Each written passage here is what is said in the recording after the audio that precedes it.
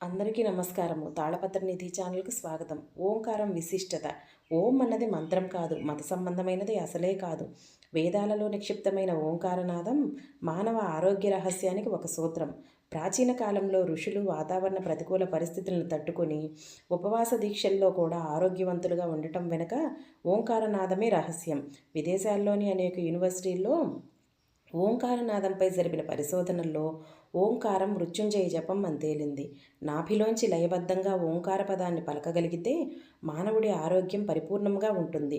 ఓంకారం 15 నిమిషాల పాటు ఉచ్చరించగలిగితే రక్తపోటు తగ్గుతుంది, రక్త ప్రసరణ సక్రమంగా జరిగే గుండె ఆరోగ్యం మెరుగుపడుతుంది, మానసిక అలసట, అలజడి, ఊపిరితిత్తుల పనితీరు మెరుగుపడుతుంది, జీర్ణ ప్రక్రియ మెరుగుపడుతుంది, కిడ్నీ వ్యవస్థ క్రమబద్ధంగా పనిచేస్తుంది, థైరాయిడ్ పనితీరుని క్రమబద్ధం చేస్తుంది.